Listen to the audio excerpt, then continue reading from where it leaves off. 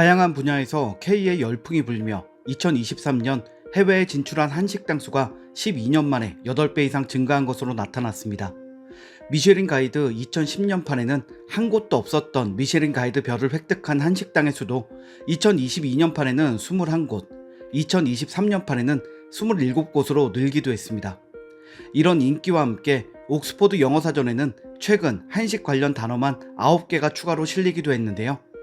이처럼 한국 음식에 대한 외국인들의 관심이 높아지면서 생각지도 못했던 문제가 생기고 있습니다. 프랑스 파리에만 한식당이 200여 곳이 넘게 생긴 가운데 이 식당 중 일부 식당이 중국인이 운영하며 한국 식당인 척하고 있는 것인데요.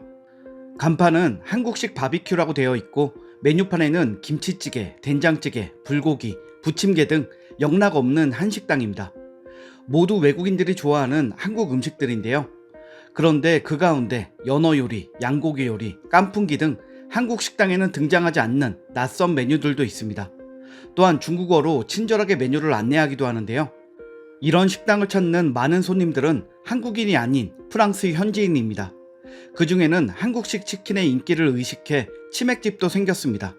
게다가 한국을 뜻하는 K를 상호에 넣고 서울에서 왔다라는 한글을 넣은 곳도 있습니다. 유명한 한국 치킨을 먹기 위해 식당을 들른 프랑스 사람들은 그곳에서 중국 요리까지 먹으며 모두 한식이라고 생각할 것입니다. 그리고 자신들은 한식당에서 식사를 했다고 생각하겠죠.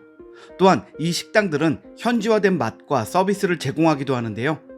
그렇게 해서 손님들의 인기를 끌고 장사가 잘 된다는 것은 단순한 문제가 아닙니다.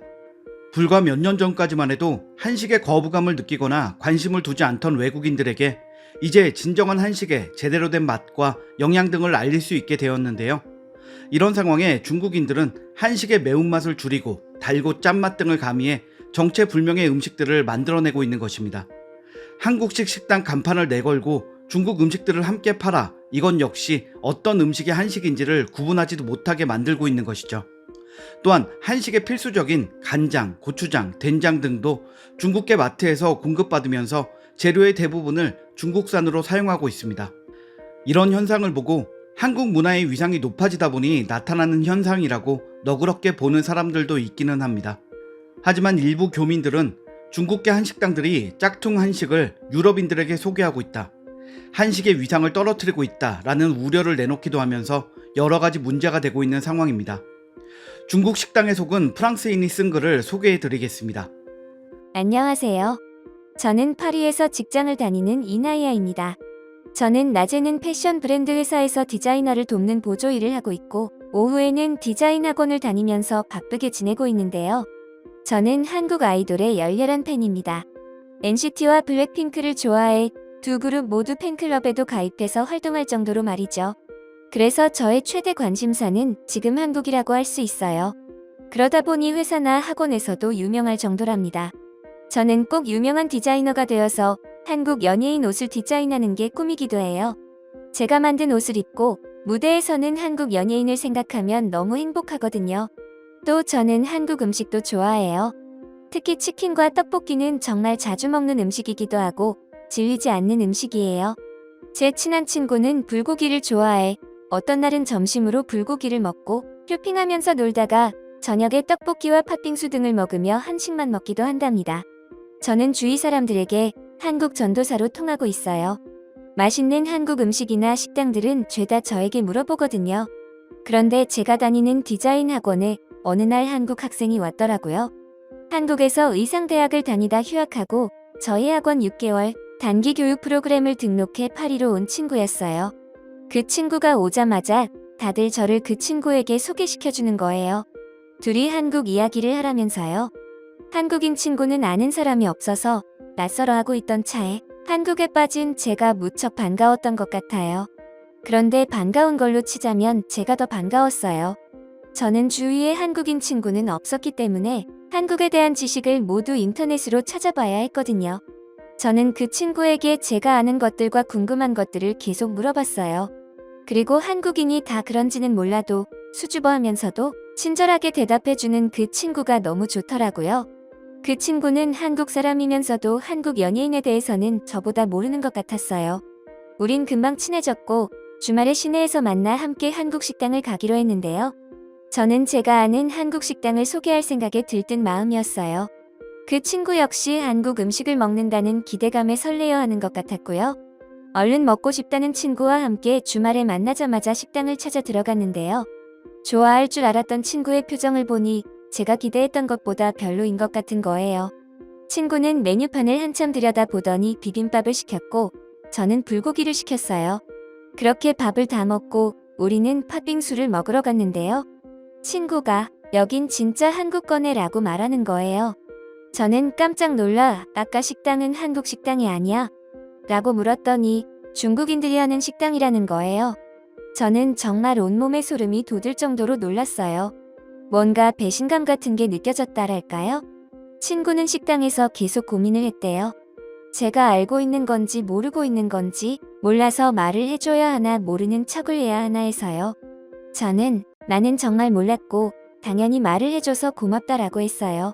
그런데 어떻게 들어가자마자 알았냐고 하자 식당에 장식되어 있는 것들이 중국풍이 많이 있길래 외국이라 동양적인 느낌으로 꾸미려고 했나 싶었다는 거예요.